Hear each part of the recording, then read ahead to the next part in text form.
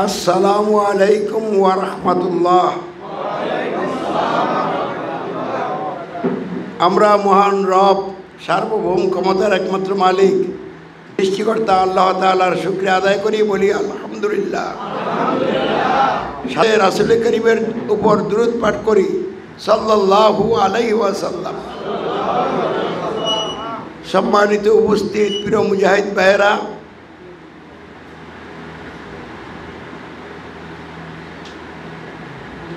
ঢাকা বিভাগীয় অঞ্চল 1-এর এবং ময়মনসিংহ বিভাগের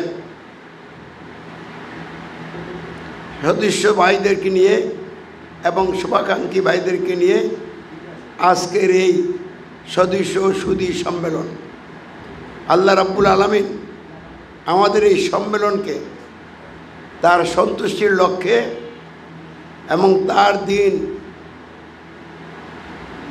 কল্যাণকর পরিপূর্ণ ব্যবস্থা ইসলাম সমাজে রাষ্ট্রে প্রতিষ্ঠার লক্ষ্যে কবুল করুক, বলেন আমিন।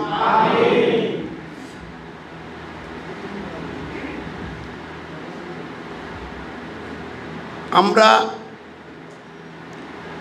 আল্লাহ রাব্বুল আলামিনের গোলাম এবং প্রতিনিধি, এটাই আমাদের সঠিক অবস্থান। এই অবস্থান থেকে বর্তমানে বাংলাদেশ সহ বিভিন্ন রাষ্ট্রের মানুষ তাদের সমাজ রাষ্ট্র গঠন পরিচালনায় আল্লাহর দেওয়া জীবন বিধান ইসলামের পরিবর্তে কোনো না কোনো মানব রচিত ব্যবস্থা জাহিলিয়াত গ্রহণ করে মেনে চলার মাধ্যমে মহাবিভ্রান্তিতে ডুবে আছে।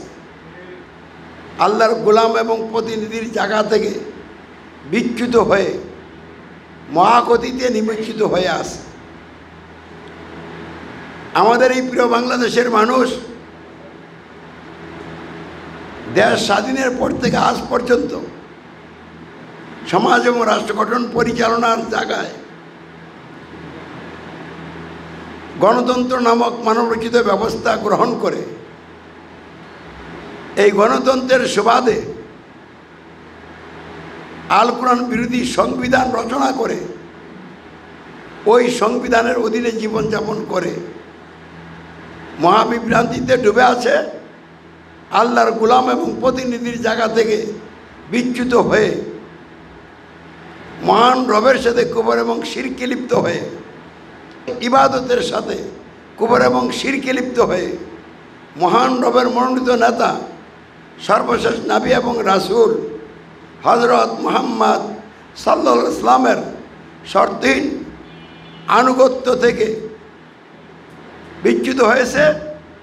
আল্লাহ রাসূল হযরত মুহাম্মদ সাল্লাল্লাহু আলাইহি ওয়াসাল্লামের শর্তহীন আনুগত্যের সাথে কুফর এবং শিরকে লিপ্ত হয়ে আছে।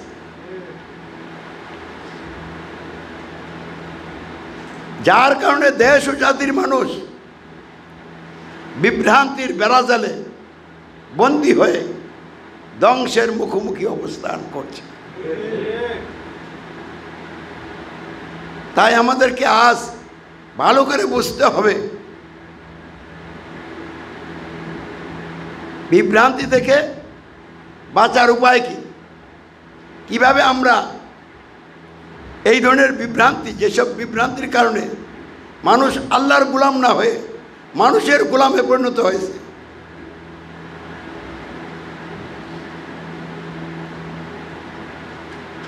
এই বিভ্রান্তি থেকে আমরা কিভাবে বের হব, আল্লাহর গোলাম হয়ে তার প্রতিনিধি হয়ে আমাদের অবস্থানে থেকে আমরা যথাযথভাবে আমাদের উপর মহান রবের অর্পিত দায়িত্ব পালন করে তার সন্তুষ্টি অর্জন করে তার ক্ষমা লাভ করে জান্নাতবাসী হব, আর দেশ এবং জাতির মানুষকে বিভ্রান্তি থেকে মুক্ত করে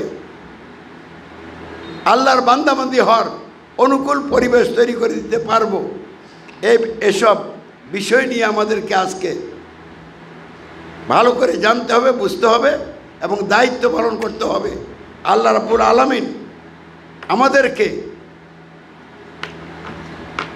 যথাযথ দায়িত্ব পালনের লক্ষ্যে কবুল করুক, বলেন আমিন। এই ভূমিকা দিয়ে বলছি, মানুষ ইসলাম নিয়েও মহাবিভ্রান্তিতে আছে, ইসলাম প্রতিষ্ঠার পদ্ধতি নিয়েও বিভ্রান্তিতে আছে। ইসলাম নিয়ে কি বিভ্রান্তিতে আছে? মানুষ মনে করে ইসলাম মুসলমান পরিচয় দানকারী লোকদের জন্য আসছে। ইসলামটা মুসলমানের জন্য আসছে। পবিত্র আল কোরআন বলছে, ইসলাম আমি মানব জাতির কল্যাণের জন্য পাঠিয়েছি।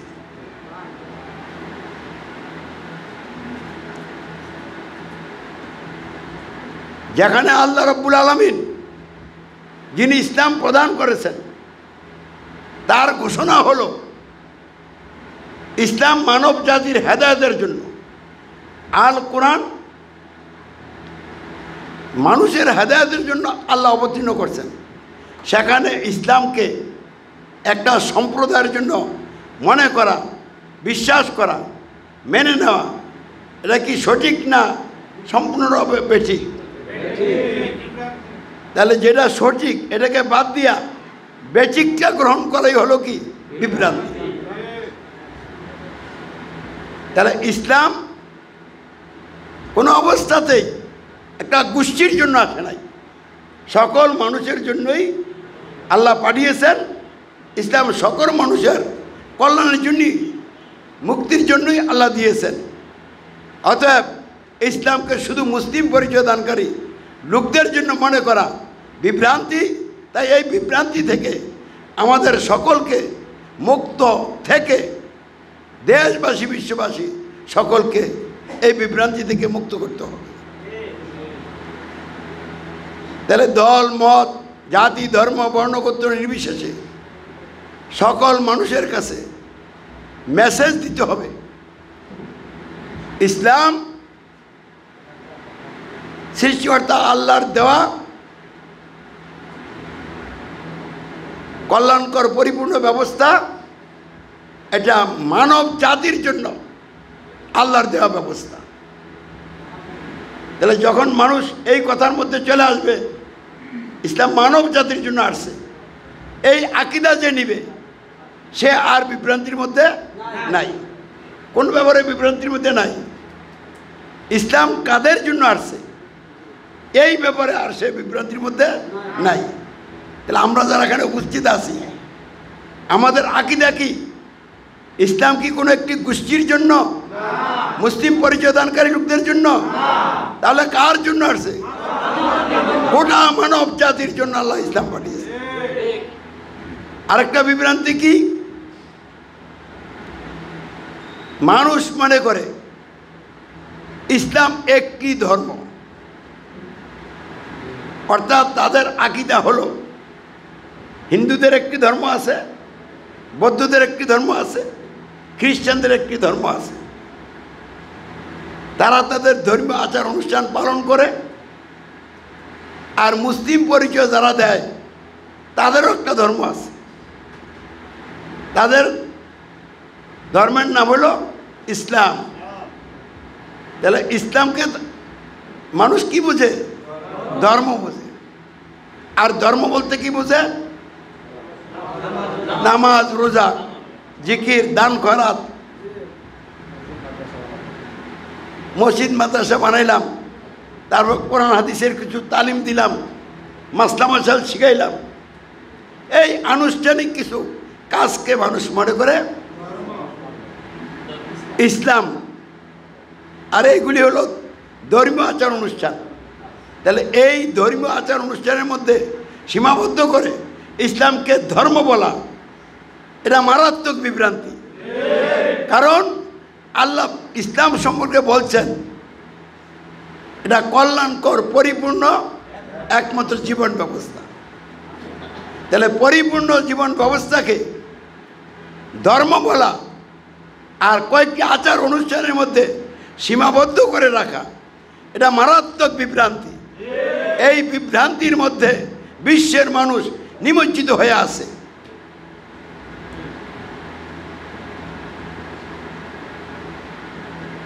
তাহলে আসলে ইসলাম কি?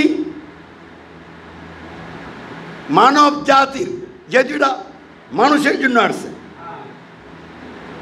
মানব জাতির সমাজ ও রাষ্ট্রসহ গোটা জীবন, সমগ্র জীবন গঠন করার জন্য, পরিচালনা করার জন্য সার্বভৌম ক্ষমতার একমাত্র মালিক সৃষ্টিকর্তা আল্লাহর দেওয়া প্রয়োজনীয় সকল আইনবিধান এবং সমাজ রাষ্ট্র গঠন ও পরিচালনার জায়গা বাদ দিলে আরও যত দিকবিভাগ আছে মানুষের জীবনের, ওই সকল ক্ষেত্রের জন্য প্রয়োজনীয় সকল আইনবিধান আল্লাহ সার্বভৌম মালিক হিসেবে দিয়েছেন। এই সকল ক্ষেত্রের জন্য প্রয়োজনীয় যে আইনবিধানগুলো, ওই আইনবিধানগুলোকেই একসাথ করে আল্লাহ রাব্বুল আলামিন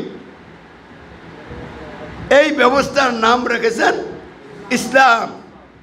আর এই দিন, এই ব্যবস্থা যার নাম ইসলাম, এই নাম আল্লাহই রেখেছেন। তিনি এটা পাঠিয়েছেন মানব জাতির দুনিয়ায় সুখে শান্তিতে সকল ন্যায্য অধিকার নিয়ে শান্তিপূর্ণভাবে বসবাস করার জন্য, আর আখিরাতের জীবনে জাহান্নাম থেকে রক্ষা পেয়ে চির সুখের স্থান জান্নাত লাভ করে জান্নাতের নাজ নেওয়াত ভোগ করে চূড়ান্ত সফলতা অর্জনের জন্য আল্লাহ এই ইসলাম পাঠিয়েছে।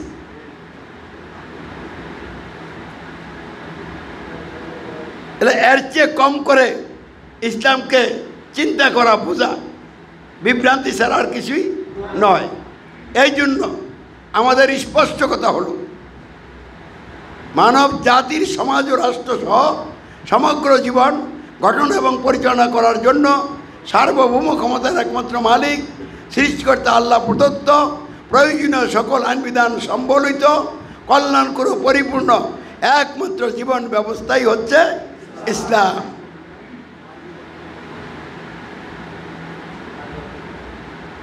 যারা এই আকীদা নিবে, এটার উপরে তার বুঝের ভিত্তিতে দৃঢ় বিশ্বাস স্থাপন করবে,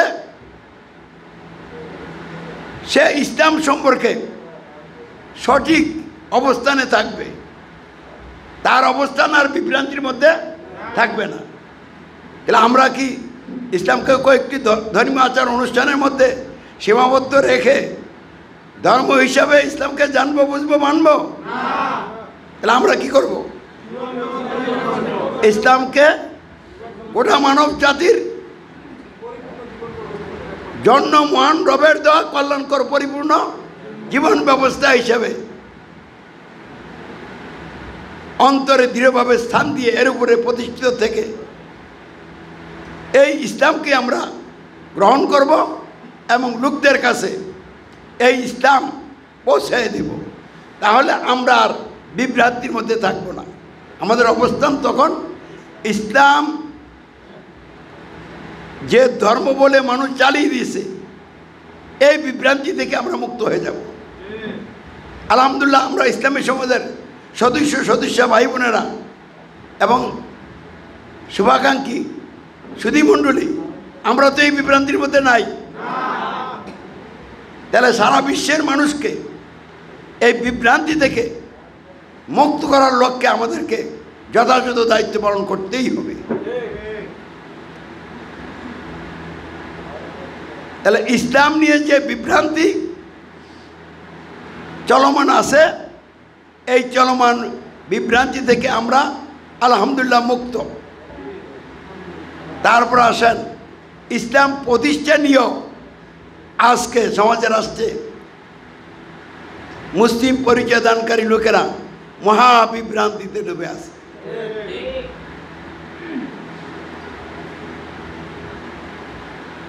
মুসলমানদের মধ্য থেকে, মুসলিম পরিচয় দানকারী লোকদের মধ্য থেকে একটি গ্রুপ তো এমন, যেই গ্রুপ ইসলাম প্রতিষ্ঠার কোনো দরকারই মনে করে না।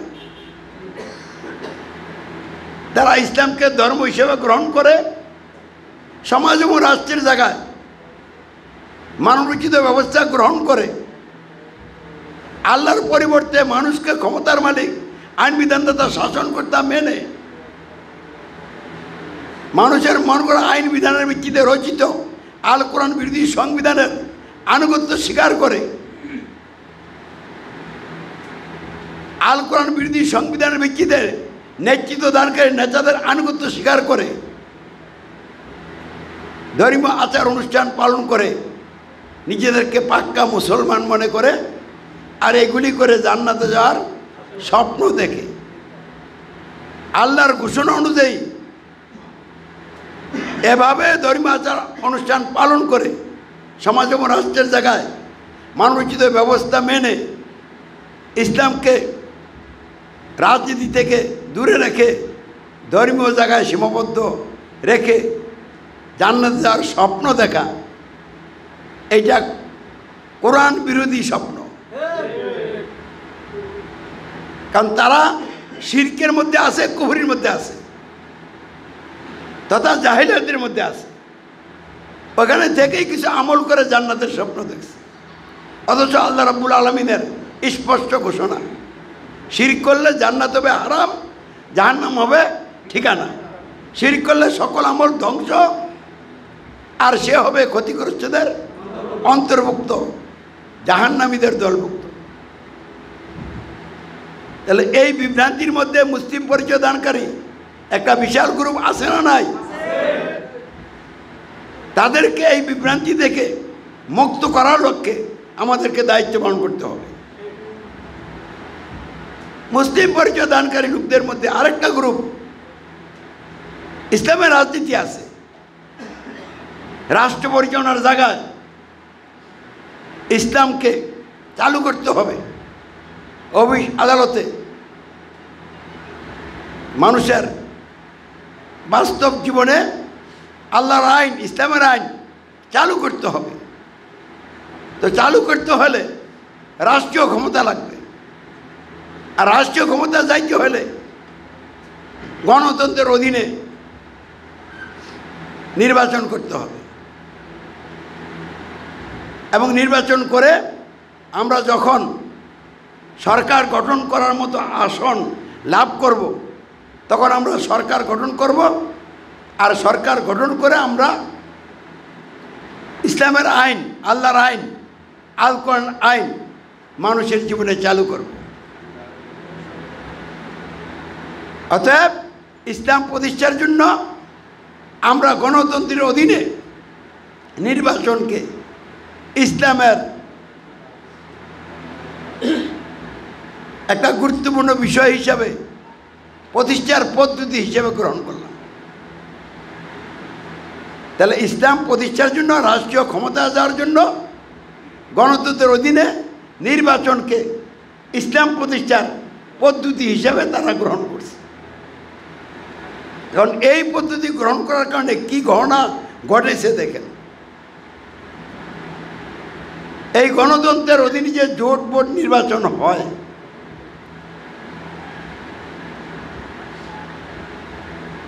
এই নির্বাচনের মাধ্যমে চূড়ান্ত রায়দানকারী হিসাবে জনগণকে গ্রহণ করা হয়। কেন? গণতন্ত্র বলছে, গণতন্ত্র জনগণের রচিত। এই গণতন্ত্র জনগণের জন্য রচিত। মানে কি? জনগণ এই গণতন্ত্রের মাধ্যমে মানুষের জন্য আইন তৈরি করবে। কিভাবে করবে? জনগণ সকল ক্ষমতার মালিক, তারা তাদের পক্ষ থেকে ভোট প্রয়োগের মাধ্যমে, ভোটাধিকার প্রয়োগের মাধ্যমে তাদের প্রতিনিধি বানাবে, জনপ্রতিনিধি। আর এই জনপ্রতিনিধিরা জনগণের পক্ষ হইয়া জনগণকে পরিচালনা করার জন্য আইন রচনা করবে। জনগণ কেমন মালিক? তারা নিজেদের জন্য আইন তৈরি করতে পারছে না, এই জন্য তাদের পক্ষ থেকে তারা কিছু লোককে বাছাই করে দায়িত্ব দিছে, আমাদের পক্ষ হতে তোমরা আইন বানাও, আর ওই আইন দিয়া আমাদেরকে পরিচালনা করার জন্য দায়িত্ব দিলাম সরকারকে, মন্ত্রীদেরকে। তাহলে জনপ্রতিনিধির মধ্য থেকে যারা সরকার হবে, তারা এই জনপ্রতিনিধিরা যে আইন তৈরি করবে, এই আইন দিয়ে আমাদেরকে পরিচালনা করবে। এই পুরো কথাটার মূল কথা হলো democracy of the people, for the people and by the people. Democracy জনগণের, জনগণের জন্য, জনগণ দ্বারা।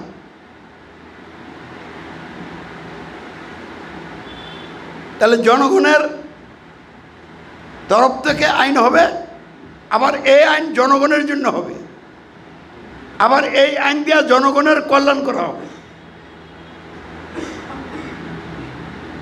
এবং জনগণের মাধ্যমে এটা কি হবে, মানে পরিচালনা করা হবে।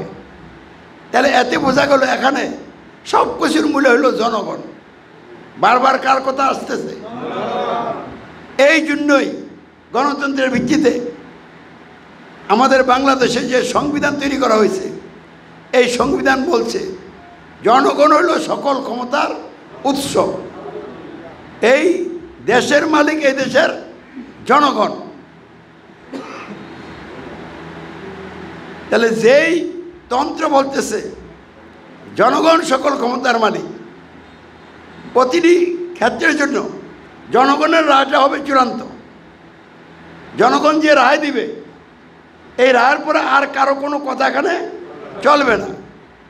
তাহলে এই ঘটনার মাধ্যমে সমাজ এবং রাষ্ট্রের জায়গায় জনগণকে সার্বভৌমত্বের মালিকের আসনে বসানো হয়েছে। জনগণ নিজেরা সার্বভৌমত্বের মালিকের আসন দাবি করছে।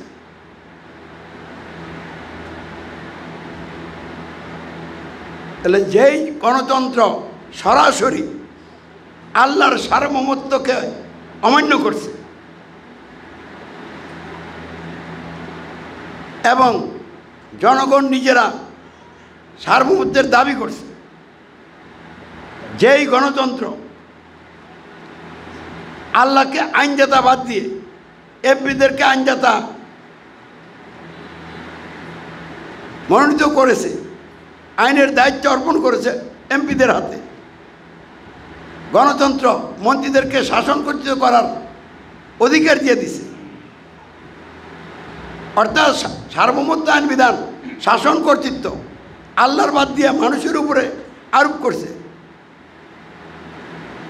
সরাসরি মহান রবের সার্বভৌমত্ব আইন বিধান কর্তৃত্বের সাথে কুফরি করছে, শিরক করছে। এই গণতন্ত্র মেনে আমি নির্বাচন করতে গেলে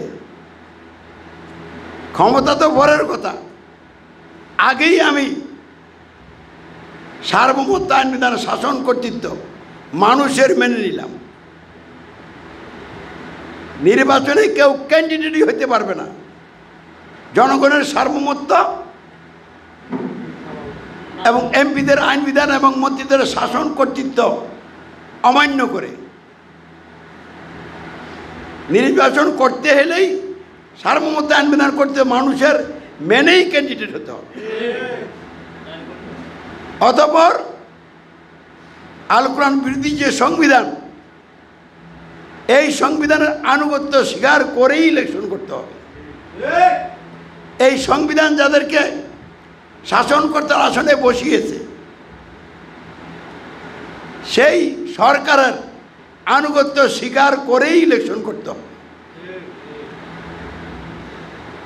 এক নম্বরে সার্বভৌমত্ব আইন বিধান কর্তৃত্ব আল্লাহর অমান্য করে মানুষের সার্বভৌমত্ব আইন বিধান কর্তৃত্ব মেনে আল্লাহর প্রতি ঈমান থেকে বিচ্যুত হয়ে রবের সাথে কুফর এবং শিরক করে। 2 নম্বরে আল্লাহ রাব্বুল আলামিনের ইবাদতের সাথে কুফর এবং শিরক করে। 3 নম্বরে আল্লাহর মনোনীত নেতা সর্বশেষ নবী এবং রাসূল হযরত মুহাম্মদ সাল্লাল্লাহু আলাইহি ওয়াসাল্লামের শর্তহীন আনুগত্যের সাথে কুফর এবং শিরক করে ক্যান্ডিডেট হইতে হয়। তাহলে এই লোকটা ইসলামের ধারে কাছেও নাই, পরিপূর্ণভাবে ইসলামের বাহিরে তার অবস্থান জাহিলাতের মধ্যে। এখন যে ভোট দিবে সেও তো সার্বভৌমত্ব আইন বিধান কর্তৃত্ব মানুষের মেনেই ভোট দিবে, এই সংবিধানের আনুগত্য স্বীকার করেই তো ভোট দিবে, এই সংবিধানের বিকৃতি নির্যাতনকারী নেতা বা সরকারের আনুগত্য স্বীকার করেই তো ভোট দিবে। যদি এই সংবিধানকে সে অমান্য করে, এই সংবিধানের আনুগত্য অস্বীকার করে, এই সংবিধানের ধারকবাহক নেতাদের আনুগত্য অস্বীকার করে, সে তো এই সমাজ রাষ্ট্রের কাছে বিদ্রোহী হয়ে যাবে। তাহলে তার তো এখানে ভোট দেওয়া থাক দূরের কথা, এই তথাকথিত বানানো রাষ্ট্রের নাগরিক হিসাবেই তো সে দাঁড়াতে পারবে না, ব্যবস্থার বিদ্রোহী বলে তাকে জেলে যেতে হবে। তাহলে নিঃসন্দেহে যারা ভোট দিবে তারাও তো ইসলামের ভিতরে থেকে ভোট দিতে পারতেছে না, আর ইসলামের ভিতরে আসলে সে তো আর এই ভোটের মধ্যে যাইতেই পারতেছে না। তাহলে যারা ভোট দাতা, যারা ভোটের পক্ষে কাজ করবে, সকলেই মহান রবের সাথে কুফর এবং শিরকে লিপ্ত আছে, মহান রবের ইবাদতের সাথে কুফর এবং শিরকে লিপ্ত আছে। মহান রবের মনোনীত নেতা সর্বশেষ নবী এবং রাসূল হযরত মুহাম্মদ সাল্লাল্লাহু আলাইহি ওয়াসাল্লামের শর্তির আনুগত্যের সাথে কুফর এবং শিরকে লিপ্ত আছে। অর্থাৎ যারা এই গণযোজনে প্রার্থী হবে, যারা ভোট দিবে, ভোটের পক্ষে কাজ করবে, তাদের কারো অবস্থান ইসলামের ভিতরে নয়, পরিপূর্ণভাবে ইসলামের বাহিরে। তাহলে এই গণতন্ত্রের নির্বাচনকে যদি কেউ ইসলাম প্রতিষ্ঠার পদ্ধতি মনে করে, তাহলে শয়তান এমনভাবে তারে গ্রাস করছে, বিভ্রান্ত করছে, রীতিমতো তারই নিয়ে শয়তান ফুটবল খেলতেছে। তাহলে এই ধরনের ইসলামী দলের কি অবস্থাটা দেখেন, একবার ইন্ডিয়ার দিকে যায়, একবার আমেরিকার দিকে যায়। ওই যে শয়তান লাথি দিয়ে একবার ইন্ডিয়ার দিকে পাঠায়, আরেকবার আমেরিকার দিকে পাঠায়।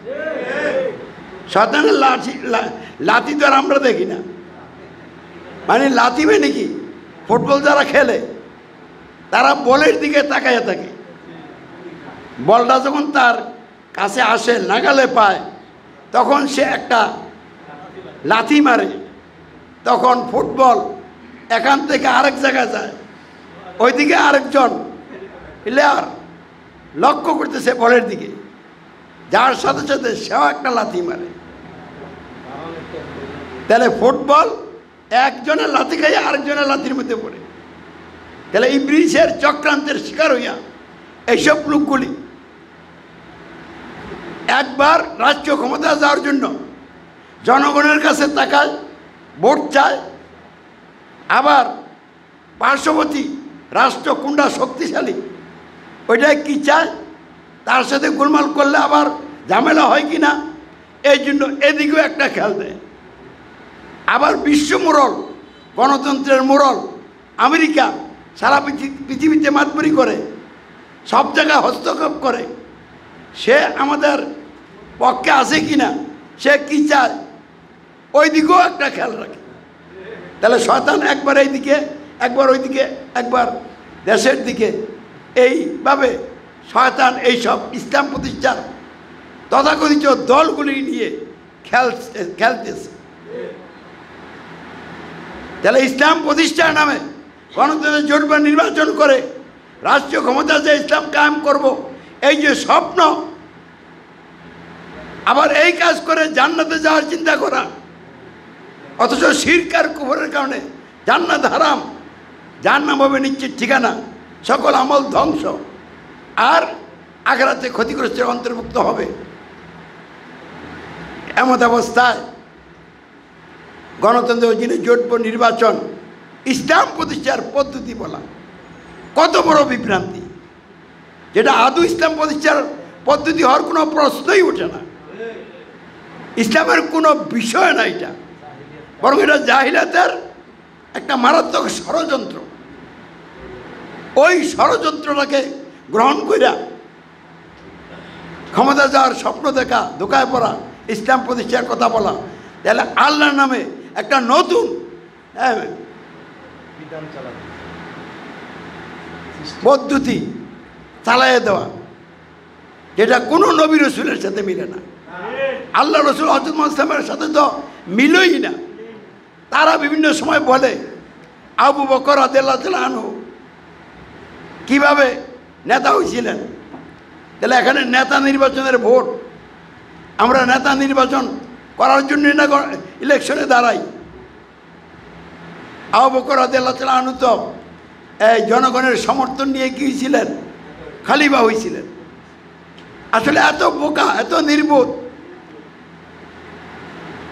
আবু বকর রাদিয়াল্লাহু তাআলা আনহু কীভাবে খলিফা হয়েছিলেন, কখন হয়েছিলেন, এই ব্যাপারে কোনো যথাযথ জ্ঞান নাই, হারিয়ে ফেলছে।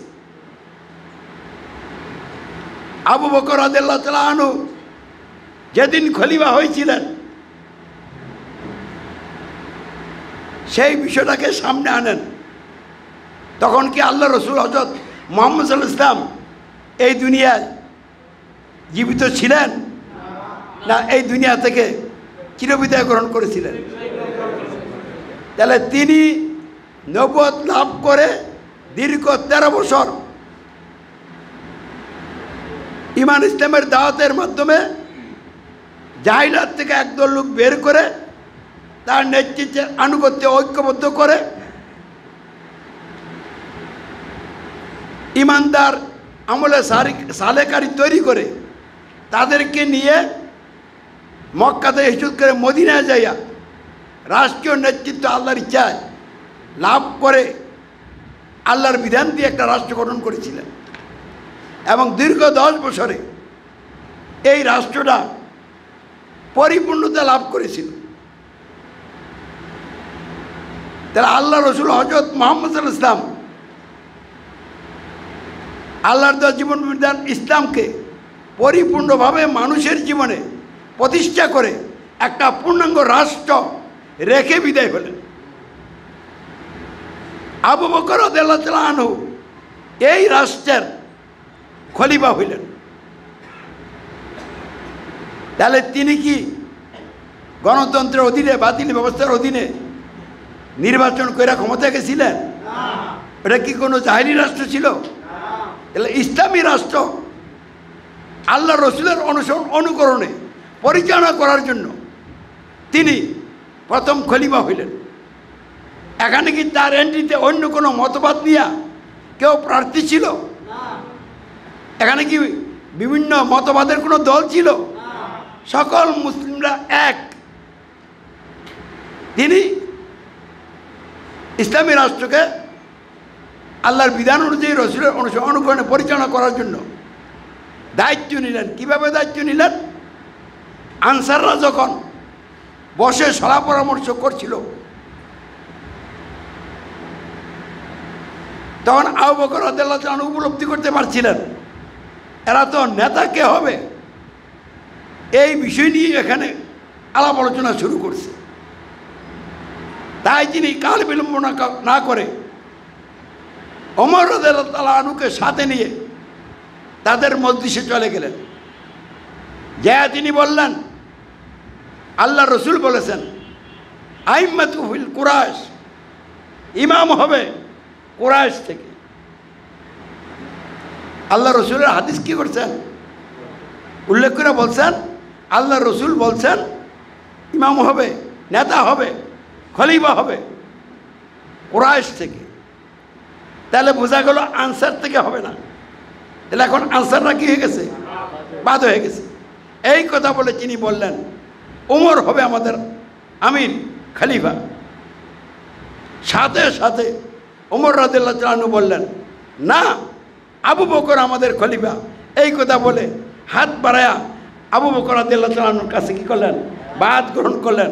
সাথে সাথে উপস্থিত যারা ছিল দেরি না করে একের পর এক আবু বকর রাদিয়াল্লাহু আনহুর হাত ধরে বায়াত গ্রহণ করলেন, তাহলে তাকে সকলে খলিফা মেনে নিলেন। তাহলে এইটাকে যদি আইন ন্যায় গণতন্ত্রের ভোটের লগে মিলান, তাহলে কত বড় মূর্খ লোক এগুলি। আগে তো ইসলামী রাষ্ট্র হবে, তারপরে ইসলামী রাষ্ট্রের খলিফা কে হবে এই নিয়ে আমরা ফায়সালা করব। এখন তো ইসলামী রাষ্ট্রই নাই। তুমি যেই রাষ্ট্রে বসবাস করো এই রাষ্ট্র তো কুফরি রাষ্ট্র, শিরকি রাষ্ট্র। যেমন মক্কা, যেখানে আল্লাহ রসুলের জন্ম হয়েছিল, যেখানে তিনি বড় হয়েছিলেন, যেখানে তিনি তার 40 বছর বয়সের সময় নবুয়ত রিসালাত লাভ করেছিলেন, এবং নবুয়ত রিসালাত লাভ করে আল্লাহর নির্দেশ পাইয়া তিনি লোকদেরকে দাওয়াত দিয়েছিলেন, ইয়া আইয়ুহান নাস আমিনু বিরাব্বিকুম, হে লোক সকল তোমরা তোমাদের রবের প্রতি ঈমান আনো। কারণ মক্কা আরবদের সারা দুনিয়ার মানুষ সমাজ এবং রাষ্ট্র গঠন পরিচালনার জায়গায়, মানুষের জানমাল ব্যবহার করার জায়গায় আল্লাহ এই যে একমাত্র সার্বভৌম ক্ষমতার মালিক, আইন বিধানদাতা, নিরঙ্কুশ শাসনকর্তা বলে গিয়েছিল, যার কারণে তারা তাদের সমাজ রাষ্ট্র গঠন পরিচালনার জায়গায় আল্লাহকে সার্বভৌম ক্ষমতার মালিক, আইন বিধানদাতা, শাসনকর্তা না মেনে অমান্য করে মানুষকে ক্ষমতার মালিক, আইন বিধানদাতা, শাসনকর্তা মেনে রবের সাথে কুফর এবং শিরকে লিপ্ত ছিল। এভাবে তারা রবের প্রতি ঈমান হারিয়েছিল। তাই ইসলাম প্রতিষ্ঠার লক্ষ্যে আল্লাহর নির্দেশে আল্লাহ রসুল সর্বপ্রথম এই লোকদেরকে আল্লাহকে একমাত্র রব মেনে রিবাদে তাওহীদ গ্রহণ করে ঈমান আনার দাওয়াত দিয়েছিলেন। দ্বিতীয় দাওয়াত দিয়েছিলেন, ইয়া আইয়ুহান নাস কুলু লা ইলাহা ইল্লাল্লাহু তুফলিহু, হে লোক সকল তোমরা বড় অঙ্গীকার করো নেই কোনো ইলাহ মাহবুদ, দাসত্ব, আনুগত্য, উপাসনা পাওয়ার অধিকারী সত্তা ইল্লাল্লাহ, একমাত্র আল্লাহ ছাড়া। অর্থাৎ তিনি দ্বিতীয় দাওয়াত দিয়েছিলেন, হে লোক সকল তোমরা তো আজকে মানুষের আইন বিধান পালন করে মানুষের দাসত্ব করছো, মানুষের আনুগত্য করছো, মূর্তি তথা গায়রুল্লাহর পূজা উপাসনা করছো। এই দাসত্ব, আনুগত্য, উপাসনা আল্লাহরই হবে, তিনি ছাড়া আর কারো হবে না, হতে পারে না। তাই আমি তোমাদেরকে দাওয়াত দিচ্ছি, তোমরা মানুষের দাসত্ব, মানুষের আইনে আনুগত্য, গায়রুল্লাহর উপাসনা ত্যাগ করো, মূর্তি পূজা ত্যাগ করো, দাসত্ব, আনুগত্য, উপাসনা একমাত্র আল্লাহর গ্রহণ করো, এবং এর সাক্ষ্য দাও আশহাদু আল্লাহ ইলাহা ইল্লাল্লাহ। ইসলাম প্রতিষ্ঠার জন্য তিনি লোকদেরকে এই দাওয়াত দিয়েছিলেন। তৃতীয় দাওয়াত কি দিয়েছিলেন? সকল নবীদের দাওয়াত ছিল, ফাত্তাকুল্লাহ ওয়া আতিউন, আল্লাহকে ভয় করো আর আমার আনুগত্য করো। এবং এই কথা বলার আগে কথা আছে, আমি বিশ্বাস্য রাসূল, আমানতদার রাসূল, তোমরা আল্লাহকে ভয় করো আর আমার আনুগত্য করো। আমার আনুগত্য করলেই বোঝা যাবে তোমরা আল্লাহকে ভয় করো। আর আমার আনুগত্য না করার অর্থ হলো তোমরা আল্লাহকে কী করছো না, ভয় করছো না। তাহলে আল্লাহর ভয় আর রসুলের আনুগত্য অ্যাটাচড। তা আল্লাহর রাসূল হযরত মুহাম্মদ সাল্লাল্লাহু আলাইহি ওয়াসাল্লাম সারা পৃথিবীর সকল মানুষের সকল বিষয়ের জন্য, কিয়ামত পর্যন্ত সকল মানুষের জন্য আল্লাহর মনোনীত বিশেষ নেতা, শর্তহীন আনুগত্য, অনুসরণ, অনুকরণ পাওয়ার অধিকারী একমাত্র নেতা রাসূলুল্লাহ। আল্লাহ নিজেই বলছেন হযরত মুহাম্মদ সাল্লাল্লাহু আলাইহি ওয়াসাল্লামকে লক্ষ্য করে, হ্যাঁ মোহাম্মদ আপনি বলুন। কল, এটা কাকে বলছে? মুহাম্মদ সাল্লাল্লাহু আলাইহি ওয়াসাল্লামকে বলছে, আপনি বলুন। কল ইয়া আইয়ুহান নাস ইন্নী রাসূলুল্লাহ ইলাইকুম জামিআ,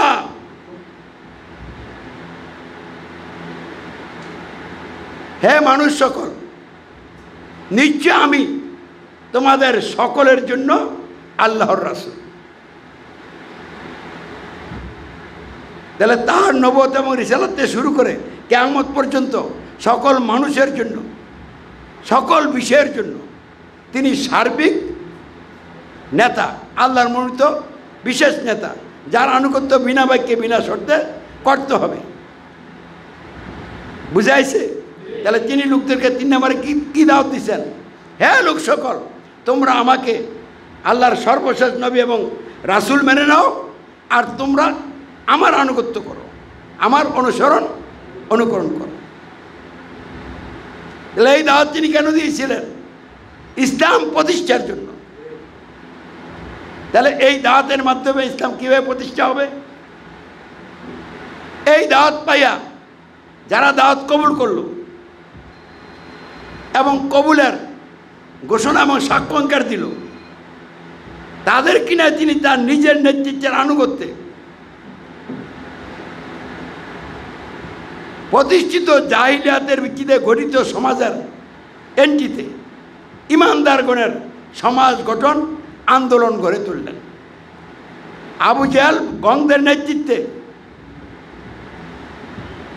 একটা সমাজ প্রতিষ্ঠিত আছে, যেই সমাজে সার্বভৌমত্ব আইন বিধান কর্তৃত্ব মানুষের, যেই সমাজের মানুষ দাসত্ব করছে, মানুষের আনুগত্য করছে মানুষের বানানো আইন বিধানের, উপাসনা গায়রুল্লাহর মূর্তির করছে, যেই সমাজের লোকেরা তাদের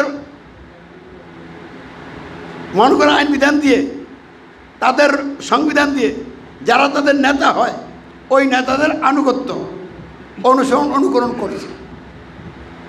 এই সমাজটা থেকে আল্লাহ রসুল দাওয়াতের মাধ্যমে একদল লোককে বার করলেন। পয়লা বের করলেন কোন বিষয় থেকে? মানুষের সার্বভৌমত্ব আইন বিধান কর্তৃত্বের অধীন দিয়ে বের করলেন। বের করে আনলেন কোথায়? আল্লাহর সার্বভৌমত্ব আইন বিধান কর্তৃত্বের অধীনে। 2 নম্বরে তাদের বানানো সংবিধান, যেই সংবিধানটা আল্লাহর বিধানের বিরোধী সংবিধান, ওই সংবিধানের আনুগত্য থেকে বের করলেন। আল্লাহর সংবিধানের এটা আল্লাহর দাসত্ব, তার আনুগত্যের অধীনে আনলেন। 3 নম্বরে ওই সমাজে তাদের মন করা সংবিধান দিয়ে যারা সরকার নেতা, তাদের আনুগত্য থেকে বের করলেন। বের করে আল্লাহ রসুলের নেতৃত্বে আনুগত্যের অধীনে আনলেন এবং তাদেরকে নিয়ে তিনি একটা সমাজ গঠন করলেন। তাহলে আল্লাহ রসুলের সমাজের যারা, তারা সমাজের রাষ্ট্রে প্রতিষ্ঠিত সংবিধান মানে না, ওই সংবিধানের আনুগত্য অস্বীকারী, ওই সংবিধান ভিত্তিক নেতার আনুগত্য অস্বীকারী। তারা আল কোরআনকে সংবিধান হিসেবে মেনে নিয়েছেন, তারা আল কোরআনের আনুগত্য স্বীকার করছেন, তারা আল কোরআন মনোনীত নেতা হযরত মুহাম্মদ সাল্লাল্লাহু আলাইহি ওয়াসাল্লামের আনুগত্য স্বীকার করছেন। ফলে সমাজ 2টা হয়ে গেছে। এতদিন ছিল এক সমাজ, এখন সমাজ কয়টা? এতদিন এক সমাজ ছিল, এক সংবিধান ছিল। এখন সমাজ ভাগ হইয়া সংবিধান কয়টা হয়েছে? একটা হলো আবু জেহেল গংদের সংবিধান, আরেকটা হলো আল্লাহ রসুল হযরত মুহাম্মদ সাল্লাল্লাহু আলাইহি ওয়াসাল্লাম এবং তার অনুসারীদের সংবিধান। তারপর এক আবু জেহেল গংরা তাদের সংবিধানের আনুগত্য স্বীকার করছে, আর আল্লাহ রসুল এবং তার সাহাবীরা আল্লাহর দেওয়া সংবিধানের আনুগত্য স্বীকার করছে। আবু জেহেল গংদের অনুসারীরা, গং এবং তাদের অনুসারীরা তাদের সংবিধান দিয়ে যে নেতা, ওই নেতার আনুগত্য স্বীকার করছে, আর রসুলের সাহাবীরা তাদের গ্রহণ করা সংবিধান বলছে হযরত মুহাম্মদ সাল্লাল্লাহু আলাইহি ওয়াসাল্লাম তোমাদের জন্য সার্বিক নেতা, আমি আল্লাহ বলছে আমি নেতা ঠিক করে দিছি, এবং তারা হযরত মুহাম্মদ সাল্লাল্লাহু আলাইহি ওয়াসাল্লামের আনুগত্য স্বীকার করছে। তাহলে 3টা পয়েন্টে সম্পূর্ণ আলাদা হয়ে গেছে। সংবিধানের মানার জায়গায় দুগ্রুপ কি এক জায়গায় না ভিন্ন ভিন্ন জায়গায়? সংবিধানের আনুগত্য স্বীকারের জায়গায় এক জায়গায় না ভিন্ন জায়গায়? সংবিধান ভিত্তিক নেতার আনুগত্য স্বীকারের জায়গায় এক জায়গায় না ভিন্ন ভিন্ন জায়গায়? ফলে প্রতিষ্ঠিত সমাজ ভাঙ্গা, প্রতিষ্ঠিত সমাজের বিদ্রোহী সমাজ নতুন সংবিধানের ভিত্তিতে, আল্লাহর দেওয়া সংবিধানের ভিত্তিতে একটা সমাজ গঠিত হলো। এই সমাজটাকে, প্রতিষ্ঠিত সমাজের ধারক বাহক জাহিলাতের অধীনে নিমজ্জিত লোকেরা সহ্য করতে পারল না, গালি মারধর জাল জুলুম নির্যাতন চালালো। শেষ পর্যন্ত আল কোরআনের ভিত্তিতে গঠিত সমাজের মূল নেতা আল্লাহ রসুল হযরত মুহাম্মদ সাল্লাল্লাহু হত্যা করার সিদ্ধান্ত করল। আর এই সিদ্ধান্ত কার্যকরী করার জন্য তারা আতঙ্কিত ছিল। আবু জাহেল নিজেও সাহস কইরা নিজের হাতে মুহাম্মদকে হত্যা করবে, এইটা তার পক্ষে আতঙ্কের ব্যাপার ছিল। তাই তারা সকল গোত্র থেকে একজন করে যুবক বাছাই করে যুবকদের একটা টিম গঠন করল, যেন কোনোদিন কোনো গোত্রের লোক এ কথা বলতে না পারে আমরা এই হত্যার সাথে জড়িত ছিলাম না।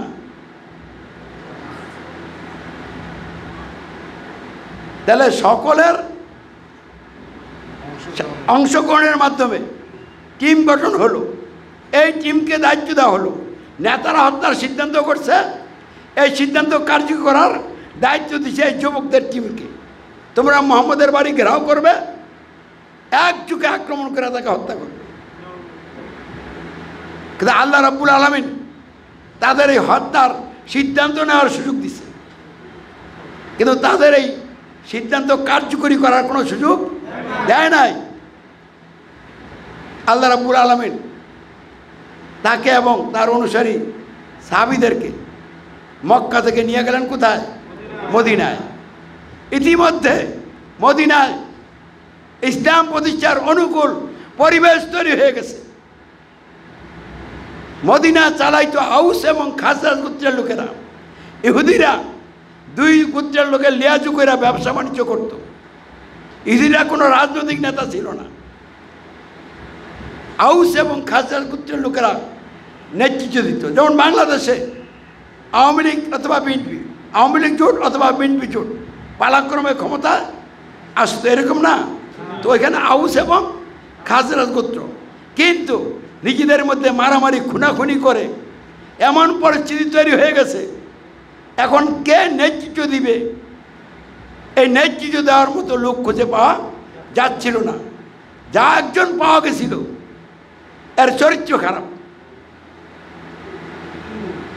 ও আব্দুল্লাহ ইবনে উবাই আউস এবং খাজরাজ গোত্রের লোকদের তার প্রতি কোনো আস্থা ছিল না, কিন্তু তারপরও সে ছাড়া আর কোনো লোক নাই। এই জন্য তারা সিদ্ধান্ত করছিল তাকে আমরা নেতা হিসাবে গ্রহণ করব।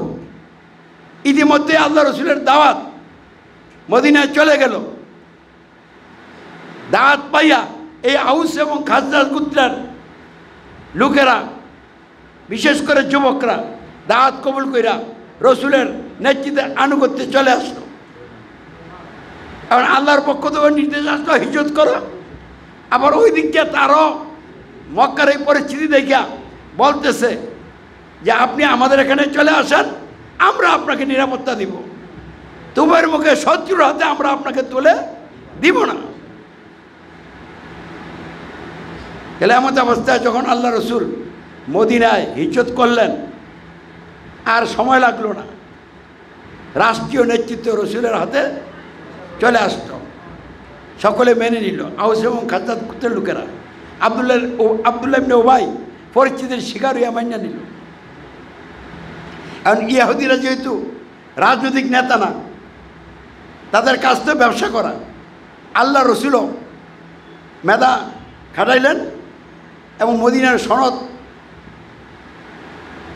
তৈরি করে সনদের মাধ্যমে ইহুদিদেরকে তাদের ধর্ম করার সুযোগ দিয়া রাজনৈতিকভাবে আল্লাহর আইনের অধীনে নিয়ে আসলেন, রসুলের নেতৃত্বে আনুগত্যে নিয়ে আসলেন এবং বলে দিলেন তোমরা তোমাদের ধর্ম করবে, কোনো বাধা নাই, তোমরা ব্যবসা বাণিজ্য করবে, কোনো বাধা নাই, তোমাদের জানের নিরাপত্তা দেওয়া হবে, মালের নিরাপত্তা দেওয়া হবে, শর্ত এই ইসলামী রাষ্ট্রের আইন কানুন মেনে চলতে হবে।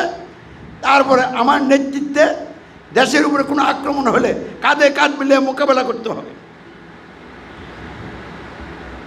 এভাবে একটা পরিপূর্ণ ইসলামী রাষ্ট্র গঠনের লক্ষ্যে রাষ্ট্রীয় নেতৃত্ব রসুলের হাতে আল্লাহ দিয়ে দিলেন। তাহলে তিনি কি জাহিলাতের অধীনে নির্বাচন কইরা রাষ্ট্রীয় নেতৃত্বে গেছিলেন? তিনি কি মারামারি কইরা রাষ্ট্রীয় ক্ষমতা দখল করেছিলেন? যখন রাষ্ট্রীয় ক্ষমতায় গেলেন তখন মক্কার জাহেল নেতারা চিন্তা পড়ে গেল, তাকে হত্যা করার সিদ্ধান্ত করলাম, হত্যা তো করতে পারলাম না। সে তার দলবল লইয়া চলে গেল, যাই আবার একটা রাষ্ট্রের মদিনা একটা ভূখণ্ড, ওখানে রাষ্ট্রীয় নেতৃত্ব লাভ করছে। এই রাষ্ট্রকে যদি আমরা দাঁড়াইতে দেই তাহলে একদিন না একদিন সে আমাদের রাষ্ট্র দখল করবে, তাহলে তাকে দাঁড়াইতে দেওয়া যাবে না। এই শুরুতেই আক্রমণ কইরা এই রাষ্ট্রকে ধ্বংস করে দিতে হবে। এই জন্য তারা বিশাল বাহিনী নিয়ে মদিনা আক্রমণ করার প্রস্তুতি নিল। ইতিমধ্যে আল্লাহ রসুল খবর পেয়ে গেলেন। আল্লাহ রসুলও প্রস্তুতি নিয়ে, প্রথম প্রস্তুতিটাই ছিল যে বণিক দলকে তিনি ধরবেন, কিন্তু কাফেররা ইতিমধ্যে সিদ্ধান্ত নিয়ে আক্রমণ করার উদ্দেশ্যে অস্ত্রে সুসজ্জিত হয়ে আসছিল। আর রসুল তো আগেই বের হয়ে গেছেন। পরে খবর পাইল আর যুদ্ধ করার প্রস্তুতি নিয়ে সরঞ্জাম নিয়ে আসার সুযোগ ছিল না। তিনি স্বাভাবিকভাবে আসছিলেন। আর এমত অবস্থায় আল্লাহ রাব্বুল আলামিন এই সশস্ত্র গ্রুপের মুখোমুখি রাসূলকে করে বদরের যুদ্ধে কাফেরদের একবারে নাম করা সর্দারগুলিকে নিহত করলেন। এরা নিহত হইল এবং ইসলামের বিজয়, রাসূলের বিজয় হয়ে গেল। তো ওইটা আমার বলার উদ্দেশ্য না। আমার বলার উদ্দেশ্য হলো আক্রমণ করছিনি ইসলামী রাষ্ট্রের উপরে আল্লাহ রসুল এবং তার সাহাবীরা এটা মোকাবেলা করছিনি। তাহলে রাষ্ট্রীয় নেতৃত্ব লাভের পরে যখন আক্রমণ করছে, এই আক্রমণের মোকাবেলা করতে যাইয়া আল্লাহর রসুল এবং সাহাবীরা কিতাল করছেন, সশস্ত্র লড়াই করছেন। এরপরে বিভিন্ন সময়ে ইহুদিরা যেই চুক্তি করছিল রসুলের সাথে, যখন চুক্তি ভঙ্গ করছে তখন তাদেরকে ঘেরাও করে তাদেরকে বিতাড়িত করছে, আক্রমণ করছে। যারা আলটিমেটাম পাইয়া নিজেরাই সরে গেছে আর তাদেরকে আক্রমণ করা লাগে নাই, যারা গোয়ারতুমি করছে তাদের উপরে আক্রমণ করে তাদেরকে পর্যুদস্ত করা হয়েছে সশস্ত্রভাবে। তাহলে ইন্টারনাল বিদ্রোহ দমনের জন্য ইসলামী রাষ্ট্রীয় ক্ষমতা থাকাকালীন সময়ে সশস্ত্র লড়াই করা হয়েছে। আবার কুফরি রাষ্ট্র, জাহিলিয়াতের ভিত্তিতে গঠিত রাষ্ট্রের যারা সরকার, তাদের কাছে আল্লাহ রাসূল চিঠির মাধ্যমে, দূতের মাধ্যমে দাওয়াত পৌঁছাইছেন যে তোমরা জাহিলিয়াত ত্যাগ করো, ইসলাম গ্রহণ করো। যখন তারা ইসলাম গ্রহণ করতে রাজি হয় নাই, আগ্রহী হয় নাই, তাদের উপরে জোর করা হয় নাই। তাদেরকে বলা হয়েছে তোমরা যেহেতু ইসলাম গ্রহণ করো নাই, তোমাদের উপরে জোর নাই, কিন্তু ইসলামী রাষ্ট্রকে জিজিয়া করে দিতে হবে, ইসলামী রাষ্ট্রের বর্ষতা স্বীকার করতে হবে।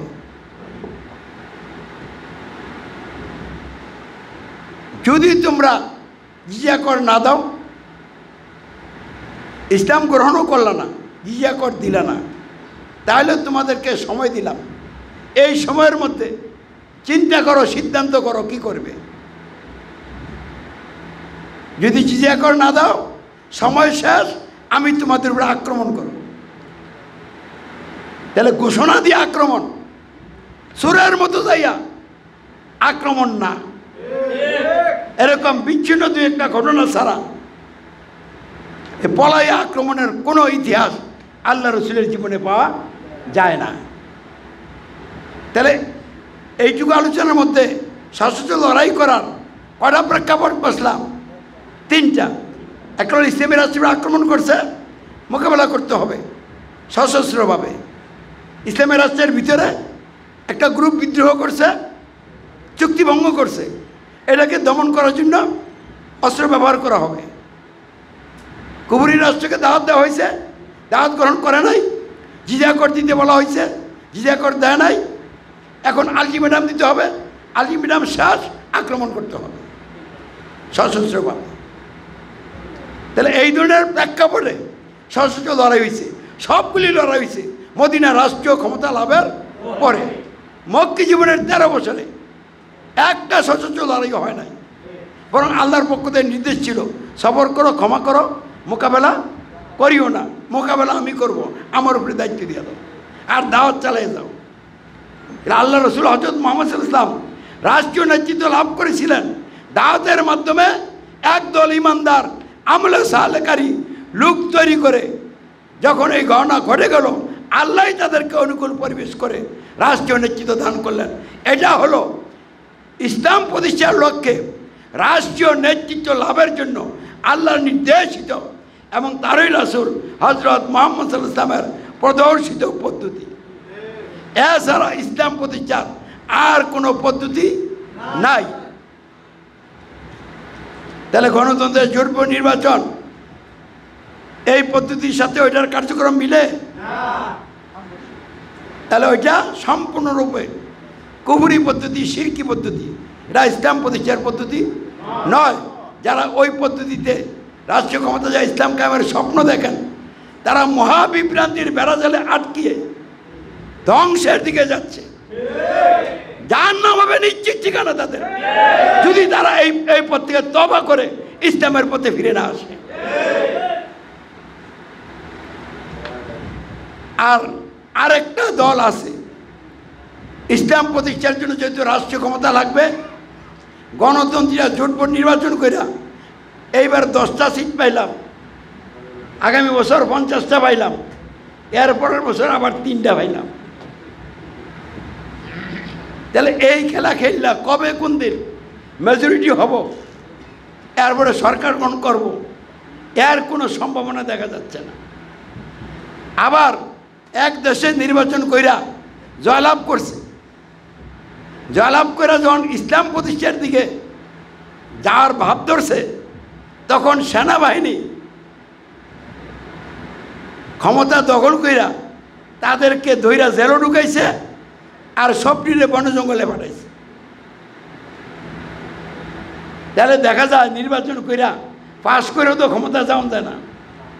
তাহলে এখন কিভাবে যেতে হবে? মারামারি কইরা সরকার এবং তাদের বাহিনীকে পর্যদস্ত কইরা আমরা রাষ্ট্রীয় ক্ষমতা দখল করব। তাহলে রাষ্ট্র ইসলামী না, জাহিরি রাষ্ট্র। এমন অবস্থায় এই জাহিরি রাষ্ট্রের মধ্যে থেকে সশস্ত্র লড়াইটা করব কোন জায়গার থেকে? ওই গাতার ভিতরের থেকে। তো ইসলামের লড়াই গর্তের ভিতরে থেকে হবে না, একটা স্পষ্ট স্থান থাকতে হবে যেখানে আমার রাষ্ট্রীয় নেতৃত্ব আসছে, আমি ওখান থেকে ডিক্লারেশন দিব। তাহলে যারা সশস্ত্র লড়াই করে রাষ্ট্রীয় ক্ষমতা যায় ইসলাম কায়েম করবেন, তাদের এরকম কোনো জায়গা আছে? আল্লাহ এরকম কোনো স্থানে তাদেরকে বসাইছেন? তাহলে সশস্ত্র লড়াই করে আল্লাহ রসুল যে কাজগুলি করছিলেন ওই প্রেক্ষাপটের সাথে এটার কোনো মিল আছে? তাহলে এটা ইসলাম প্রতিষ্ঠার পদ্ধতি নয়, এটা কিতাল নয়, এটা ইসলামের কোনো কাজ নয়, এটা সন্ত্রাসী কর্মকাণ্ড। ইসলামে সন্ত্রাসের কোনো জায়গা নাই। এটা তাদের নিজস্ব থিওরি, বুঝছেন? রমজান মাসে রোজা ফরজ, তারা বলতেছে মুহররম মাসে রোজা ফরজ। কিতাল ফরজ, কিন্তু কিতাল করার প্রেক্ষাপট যখন আসবে আমরা কিতাল করব। কোন দিন করব? যেদিন বাংলাদেশে আল্লাহ রাব্বুল আলামিন আমাদেরকে নেতৃত্ব দান করবেন, আমরা এই রাষ্ট্রকে ইসলামী রাষ্ট্র ঘোষণা দিয়ে কোরআন সংবিধান হিসেবে গ্রহণ করে কোরআন আইন দিয়ে রাষ্ট্র গঠন করার যখন উদ্যোগ গ্রহণ করব, তখন অন্য কোনো জাহিরি রাষ্ট্র আমাদের উপর যদি আক্রমণ করে আমাদের যা কিছু আছে তা নিয়ে আমরা মোকাবেলা করব। তাহলে কেউ কেউ কয় আমরা বলে কিতালের মধ্যে নাই। কিজাল কারে কয় আমরা সেদিন দেখাই দিব। কিন্তু এখন কিজাল করার কোনো প্রেক্ষাপট আসে নাই। সেনাবাহিনীকে উস্কানি দিয়া ক্ষমতা দখল কইরা আমরা যদি কই সেনা আপনারা ক্ষমতা দখল করেন, ক্ষমতা দখল করে আমাদেরকে দেন, ইসলাম কায়েম করব, তো সেনাবাহিনী ক্ষমতা দখল কইরা আমাদের ইসলাম কায়েমের লেগে দিব? তারা ক্ষমতার স্বাদ গ্রহণ করবে। তাহলে সেনাবাহিনীকে উস্কানি দিয়া, সেনাবাহিনীর সাহায্য নিয়া ইসলাম কায়েমের একটা দল বাংলাদেশে আছে। এরা কয়দিন আগে মার্চ পর খেলাফত ঘোষণা করছিল, পুলিশের পিঠা খাইয়া এখন স্তব্ধ, এখন তাদের নামগন্ধ শোনা যায় না। তাহলে সাহায্য আল্লাহর পাইছে? এটা সাহায্য পাওয়ার পথ না। এভাবে খেলাফত রাষ্ট্র প্রতিষ্ঠা করা যায় না। রাষ্ট্রীয় ক্ষমতা দখলের জন্য কোনো কর্মসূচি দেওয়া যাবে না। দাওয়াতের মাধ্যমে ইমানের পরীক্ষা দিয়া যখন সর্বোচ্চ পরীক্ষা দিবেন, তখন আল্লাহ এই পরীক্ষিত উত্তীর্ণ ইমানদারদেরকে তিনি যেখানে ইসলাম প্রতিষ্ঠা করতে চান সেখানে তাদেরকে অনুকূল পরিবেশ তৈরি করা রাষ্ট্রীয় নেতৃত্ব দিয়ে দিবেন। প্রশ্ন করতে পারেন, আল্লাহ রসুল তো মদিনা অনুকূল পরিবেশ পাই ওখানে ইসলাম কায়েম করছে, আমরা কোথায় অনুকূল পরিবেশ পাবো? আলহামদুলিল্লাহ, ইসলাম প্রতিষ্ঠার লক্ষ্যে বাংলাদেশের পরিবেশ অনুকূল হচ্ছে। কেমনে অনুকূল হচ্ছে?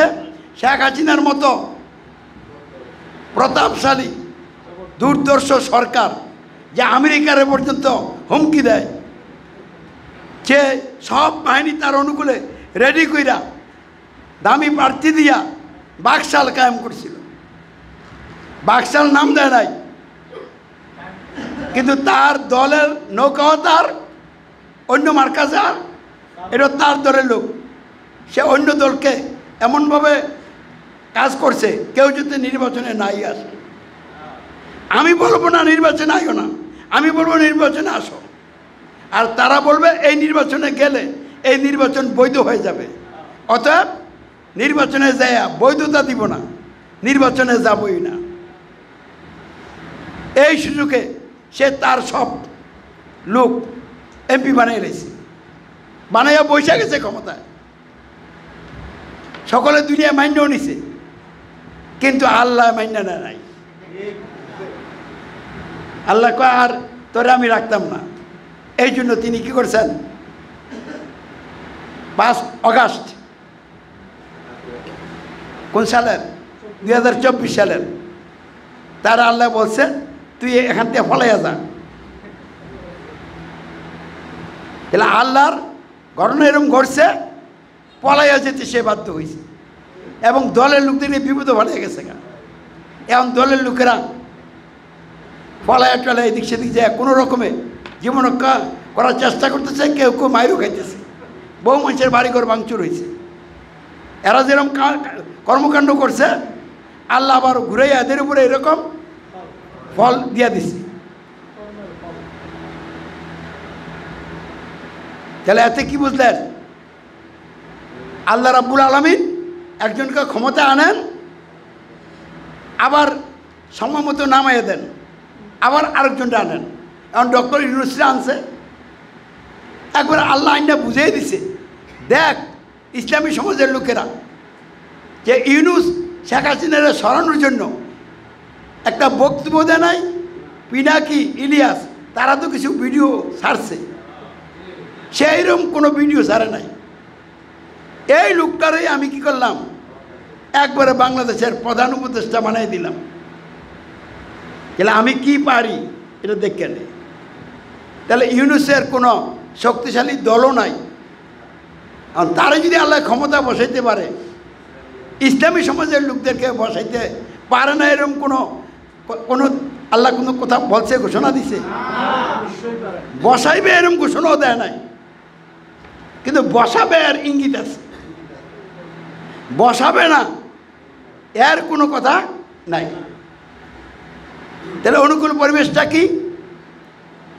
আওয়ামী লীগের মতো এত শক্তিশালী দল, যার দেশে বিদেশে সমর্থক আছে, তার পক্ষে রাষ্ট্র আছে, এই দলটা বিপর্যয়ের মধ্যে পড়ছে। এরা এখন নিষিদ্ধ হয়ে গেছে। তাহলে এই দলের কি এরকম কোনো নেতা আছে আর যে এই দলটারে দাঁড় করাবে? তাহলে এই দলটা এখন নেতৃত্ব শূন্য। এটা কি নেতৃত্ব শূন্য? আর বিএনপির নেতা এখন কেটায়?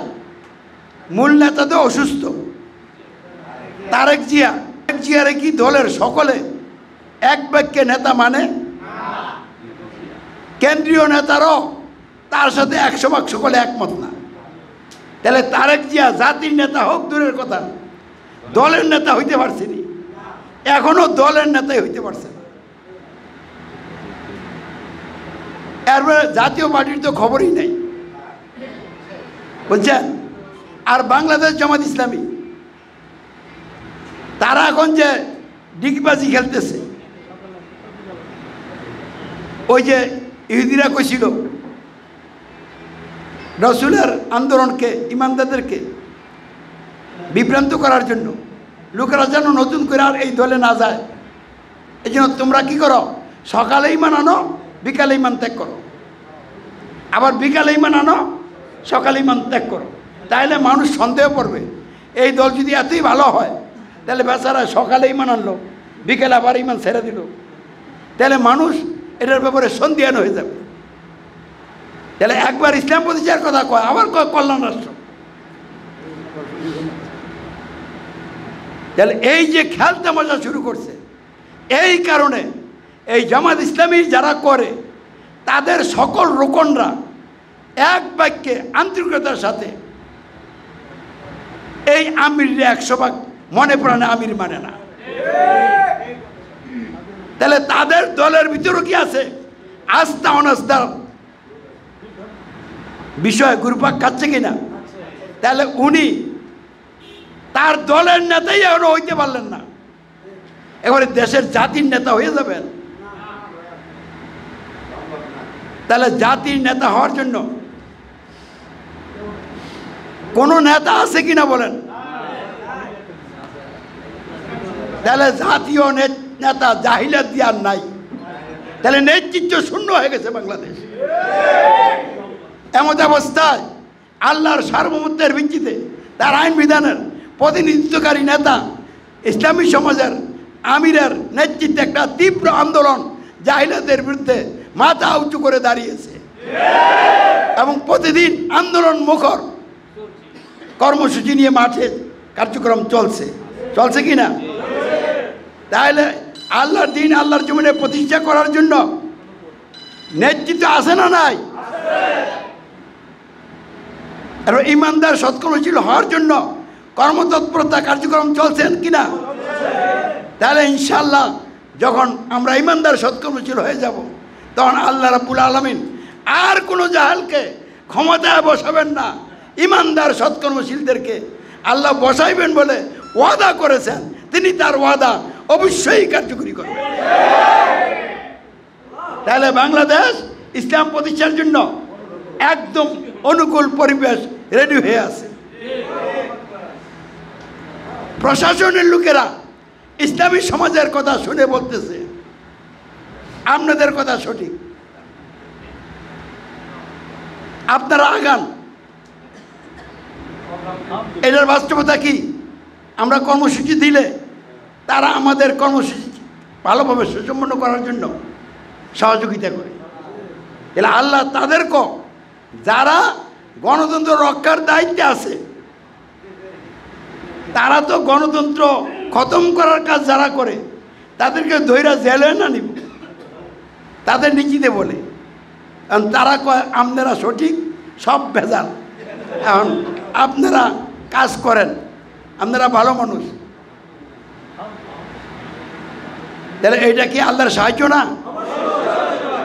আবু তালেব রসুলের পক্ষে ছিল, এই জন্য আবু জেহেল কিছু করতে পারে নাই।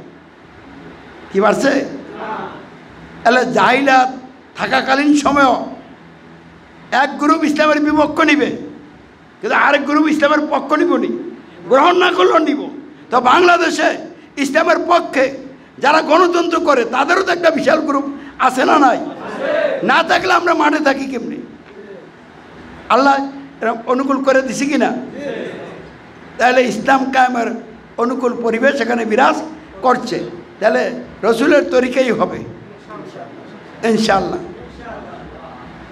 তাহলে ইসলাম প্রতিষ্ঠার নামে গণতন্ত্রের জোটব নির্বাচন আর উগ্রবাদ আর জঙ্গিবাদ, বোমাবাজি, মারো আর মরো, এই যে কর্মকাণ্ডগুলি, সেনাবাহিনীকে উস্কে ক্ষমতা দখল করো, গণ আন্দোলন গণ অভ্যুত্থান করে রাস্তাঘাট বন্ধ করো, প্রধান উপদেষ্টার ভবন ঘেরাও করো, শাহবাগ দখল করো, রাস্তাঘাট বন্ধ করে সব অচল করে দাও, এই সব হলো শয়তানি কাজ। এই ধরনের কোনো কাজ দিয়া ইসলাম কায়েম হবে না। আমরা ইসলামী সমাজ এগুলির কোনোটার সাথে আমাদের সম্পর্ক নাই। কি আছে? তাহলে আমরা কি নিয়ে আসি? আমরা আসি এই কথা নিয়ে, সার্বভৌমত্ব আইন বিধান কর্তৃত্ব আল্লাহর মানি মানব, তিনি ছাড়া আর কারো সার্বভৌমত্ব আইন বিধান কর্তৃত্ব মানি না, মানব না। কোনো মানুষের সার্বভৌমত্ব আইন বিধান কর্তৃত্ব মানি না, মানব না। আমরা আসি দাসত্ব আনুগত্য উপাসনা আল্লাহরই করি করব, তিনি ছাড়া আর কারো দাসত্ব আনুগত্য উপাসনা করি না, করব না। আমরা আসি শর্তহীন আনুগত্য অনুসরণ অনুকরণ করি করব একমাত্র হযরত মুহাম্মদ সাল্লাল্লাহু আলাইহি ওয়াসাল্লামের, তিনি ছাড়া অন্য কোনো নেতার শর্তহীন আনুগত্য অনুসরণ অনুকরণ করি না, করব না। এই ঘোষণা অঙ্গীকার নিয়ে আমরা আসিনি। আর কি নিয়ে আসি? দরদ ভরা মন নিয়ে, দল মত নির্বিশেষে, জাতি ধর্ম বর্ণগোত্র নির্বিশেষে সকলকে আমরা বলছি, দাসত্ব সার্বভৌমত্ব আইন বিধান কর্তৃত্ব মানুষের মানলে মহাবিপদ। মানুষের সার্বভৌমত্ব আইন বিধান কর্তৃত্ব ত্যাগ করুন, সার্বভৌমত্ব আইন বিধান কর্তৃত্ব একমাত্র আল্লাহর গ্রহণ করুন এবং বলুন, ঘোষণা দিন, আমি সার্বভৌমত্ব আইন বিধান কর্তৃত্ব কোনো মানুষের মানি না, মানব না, মানব শুধু একমাত্র আল্লাহর। দাসত্ব আনুগত্য মানুষের ত্যাগ করুন, গায়ুল্লাহর উপাসনা ত্যাগ করুন, দাসত্ব আনুগত্য উপাসনা একমাত্র আল্লাহর গ্রহণ করুন এবং এর সাক্ষ্যকার দিন আশহাদু আল্লাহ ইলাহা ইল্লাল্লাহ। মানুষের তীর আইনদের যারা নেতা সরকার, তাদের আনুগত্য ত্যাগ করুন, শর্তের আনুগত্য রসুলের গ্রহণ করুন, সাক্ষ্যকার দিন আশহাদু আন্না মুহাম্মাদার রাসূলুল্লাহ। অতঃপর ইসলামী সমাজের আমিরের আনুগত্যে বাদ করা ইসলামী সমাজের কী হন? সদস্য হন। তাহলে এই নিয়ে আমরা আসিনি। তাহলে আল্লাহ রসুল এবং সাহাবীরা এইগুলি নিয়ে তো ছিলেন। তাহলে আমাদের ঘোষণা সাক্ষ্য অঙ্গীকার, আমাদের দাওয়াত রসুলের এবং সাহাবীদের ঘোষণা সাক্ষ্য অঙ্গীকার এবং দাওয়াতের সাথে হুবহু মিলে গেছে, মিলে গেছে নি? এরপরে আল্লাহ রসুল এই দাওয়াত যে যাইয়া তার সঙ্গী সাথীদের উপরে জাহিলাতের পক্ষ থেকে যত জাল জুলুম নির্যাতন আসছিল, সবর আর ক্ষমা নিতে অটল ছিলেন, মোকাবেলা নিজেরা করেন নাই, দায়িত্ব কার উপরে দিয়েছিলেন? তা আমরাও তো সবর ক্ষমা নিয়ে নিছি, হেদায়েতের দোয়া করতেছি, আর মোকাবেলার দায়িত্ব কার উপরে দিছি? এবং আল্লাহর উপরে নির্ভরশীল এই কাজ চালাচ্ছে কিনা? তাহলে আপসহীন কর্মনীতি রসুলের কর্মনীতির সাথে আমাদের কর্মনীতি মিলছে কিনা? তারপরে কোরআনের ধারাবাহিক নিয়ম অনুযায়ী অল্প অল্প করে প্রশিক্ষণ দিয়েছিলেন, একসাথে সব কথা নিয়ে আল্লাহ রসুল লোকদেরকে তৈরি করার চেষ্টা করেন না, অল্প অল্প করে। তাহলে আমরা তো সেই ধারায় আগাচ্ছি। তাহলে প্রশিক্ষণ পদ্ধতিও আল্লাহ রসুলের সাথে মিলে গেছে। অতএব আল্লাহ রসুলের কাজটাই ছিল ইসলাম প্রতিষ্ঠার কাজ। তাহলে আমাদের কাজ যখন ওই কাজের সাথে মিলে গেছে, তাহলে এটাই তো ইসলাম প্রতিষ্ঠার কাজ, এটাই তো আল্লাহর ক্ষমা লাভ করে জান্নাতে যাওয়ার কাজ। আর এই কাজের উসিলাই তো আল্লাহ রাব্বুল আলামিন বাংলাদেশকে ইসলাম প্রতিষ্ঠার অনুকূল পরিবেশ তৈরি করে দিচ্ছেন। তাহলে আমরা আরোগ্য বলিষ্ঠতার সাথে আগায় গেলেই তো গণ আল্লাহর ইচ্ছা ঘটবে ইনশাআল্লাহ। তাহলে আপনারা এই কথাগুলি বুঝতে পারছেন কি না? তাহলে এই কথাগুলির মধ্যে যারা আসবে তারা আর বিভ্রান্তির মধ্যে নাই, আর এই কথাগুলির বাইরে যারা থাকবে তারা সকলে কির মধ্যে আছে? বিভ্রান্তির মধ্যে আছে। বিভ্রান্তির বেড়াজালে আটকাইয়া দুনিয়ায় দুর্ভোগ অশান্তিতে কাল কাটাচ্ছে, আর আখেরাতে তাদের নিশ্চিত ঠিকানা হবে কোথায়? জাহান্নাম। তাহলে সকল প্রকার বিভ্রান্তি থেকে, বিভ্রান্তির বেড়াজাল থেকে মুক্ত হইতে হলে, যে মুক্ত হইতে চায়, যারা মুক্ত হইতে চায় তাদেরকে বলতে হবে সার্বভৌমত্ব আইন বিধান কর্তৃত্ব মানুষের নয়, সার্বভৌমত্ব আইন বিধান কর্তৃত্ব একমাত্র আল্লাহর। অতএব কোনো মানুষের সার্বভৌমত্ব আইন বিধান কর্তৃত্ব মানি না, মানব না, সার্বভৌমত্ব আইন বিধান কর্তৃত্ব মানবো একমাত্র আল্লাহর। সাথে সাথে অন্তরে দৃঢ়ভাবে বিশ্বাস আনতে হবে দাসত্ব আইনের আনুগত্য উপাসনা একমাত্র আল্লাহর, অন্য কারণ নয়। এবং সাক্ষ্য দিতে হবে আমি কোনো মানুষের দাসত্ব মানুষের আইনে আনুগত্য গায়লার উপাসনা করি না, করব না। আমি দাসত্ব আনুগত্য উপাসনা করব একমাত্র আল্লাহর। অন্তরে দৃঢ়ভাবে বিশ্বাস আনতে হবে শর্তহীন আনুগত্য অনুসরণ অনুকরণ একমাত্র হযরত মুহাম্মদ সাল্লাল্লাহু আলাইহি ওয়াসাল্লামের। আমি কোনো মানুষের আইন বিধানের ধারক বাহক নেতা নেত্রী সরকারের আনুগত্য অনুসরণ অনুকরণ করি না, করব না। শর্তহীন আনুগত্য অনুসরণ অনুকরণ করব একমাত্র হযরত মুহাম্মদ সাল্লাল্লাহু আলাইহি ওয়াসাল্লামের। অতঃপর যেহেতু রাসূল নাই, আল্লাহর সার্বভৌমত্বের ভিত্তিতে তার আইন বিধানের প্রতিনিধিত্বকারী আমির, ইসলামী সমাজের আমিরের নেতৃত্বে কোরআন সুন্নাহ ভিত্তিক জীবন গড়ার জন্য, ইমানি দায়িত্ব পালন করার জন্য আনুগত্যের বাদ গ্রহণ করতে হবে। তাইলে তো আমরা সকল প্রকার বিভ্রান্তির বেড়াজাল থেকে বের হইয়া কল্যাণ এবং মুক্তির পথে চলে আসলাম। তাহলে ইসলামী সমাজ তো এভাবে গঠিত হচ্ছে। তাহলে লম্বা চূড়া কথা না বললা ইসলামী সমাজ করাই হচ্ছে সকল প্রকার বিভ্রান্তির বেড়াজাল থেকে মুক্তির একমাত্র উপায়। ইসলামী সমাজ গঠন আন্দোলনের মাধ্যমে আল্লাহর ইচ্ছায়, আল্লাহর সাহায্যে, ইমানদারদের হাতে রাষ্ট্রীয় নেতৃত্ব আল্লাহ যেখানে দান করবেন, এখানে রাষ্ট্রীয় নেতৃত্ব লাভ করে তারা আল কোরআনকে সংবিধান হিসেবে প্রতিষ্ঠা করে দলমত নির্বিশেষে সকলকে বিভ্রান্তির বেড়াজাল থেকে মুক্ত করে ভিন্ন রাষ্ট্রের দিকে যখন এগিয়ে যাবেন, ধাপে ধাপে একের পর এক রাষ্ট্র এইভাবেই বিভ্রান্তির বেড়াজাল থেকে মুক্তি লাভ করতে পারবে। এছাড়া বিভ্রান্তির বেড়াজাল থেকে মুক্তির আর কোনো উপায় নাই। তাই ইসলামী সমাজের লোকদের বসে থাকার সুযোগ নেই। তাহলে কি এখানে বসে আছেন না? দিন বোঝার জন্য বসতে হবে, বোঝার পর দিন প্রতিষ্ঠার জন্য রাজপথে নামতে হবে, ঘরে ঘরে দাওয়াত পৌঁছে দিতে হবে, কেন্দ্রীয় কর্মসূচির সাথে সামিল থাকতে হবে, লোকাল কর্মসূচির সাথে যোগ দিয়ে কাজ করতে হবে, ব্যক্তিগত পরিকল্পনা তৈরি করতে হবে এবং ব্যক্তিগত কর্মসূচি পালন করতে হবে। সারা দিন রাত 24 ঘন্টা কর্মসূচির উপরে থাকতে হবে। এ লক্ষ্যে কাজ করবেন তো? কারণ এইভাবে আমি কাজ করতে যাই, কর্মসূচি পালন করতে যাইয়া কর্মসূচি যা দাবি করে তা ফুলফিল করি, আর এগুলি করতে যাইয়া কী হয়ে গেছে 1 কোটি টাকা ঋণ। রমজানে কিছু কম ছিল, আবার 2 মাসে বাইরে ওই কোটির কাছাকাছি হয়ে গেছে। এখন আপনারা ঋণ মুক্তির জন্য কিছু করবেন কি না? তাহলে একটা টার্গেট দিয়ে দেয় ব্যক্তিগতভাবে।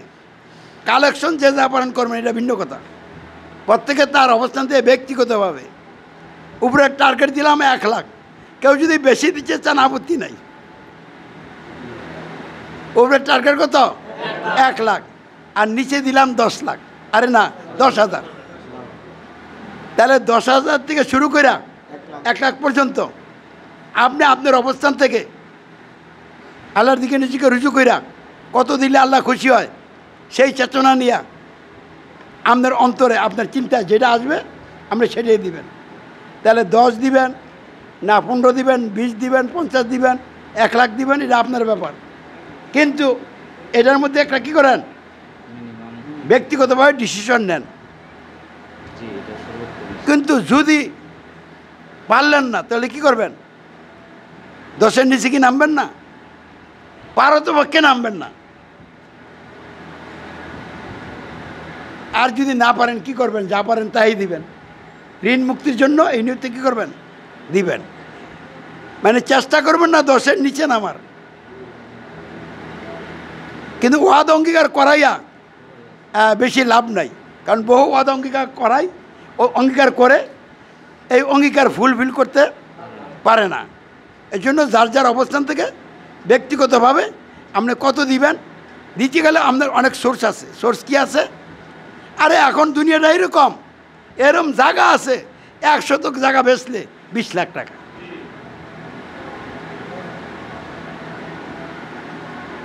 তাহলে ছেলে জায়গা বেচা বিদেশে পাঠান, এমন একটা জায়গা পাইয়া গেছেন এই জায়গাটা ছাড়া যাবে না। তাহলে এই জায়গাটা কেনার জন্য আরেক জায়গা বেচালাম, পেছেন কিনা? তাহলে এই কাজগুলি তো আপনারা করেন, তা আল্লাহর দিন প্রতিষ্ঠার জন্য একজনে মনে করেন কি সিরিয়াস অ্যাক্সিডেন্ট করছে, এখন তাকে হাসপাতালে নিতে হবে, আইসিইউতে ভর্তি করতে হবে, টাকা নাই, তাহলে টাকা এক জায়গাতে বের করেন, তো ঋণ করেই তো লয়ে যান, পরে বেঁচে হলেও তো টাকা দিবেন। তাহলে অ্যাক্সিডেন্ট হয়েছে এই জন্য আপনি এরকম করেন, বিশ্বের মানুষ অ্যাক্সিডেন্ট করছে, বিভ্রান্তির বেড়াজালে বন্দী হয়ে আছে বিশ্বের মানুষ। এই মানুষগুলিকে মুক্ত করার জন্য দিন প্রতিষ্ঠার আন্দোলন, এখানে আপনি দিতে চাইলে দেওয়ার মতো সোর্স আছে না নাই?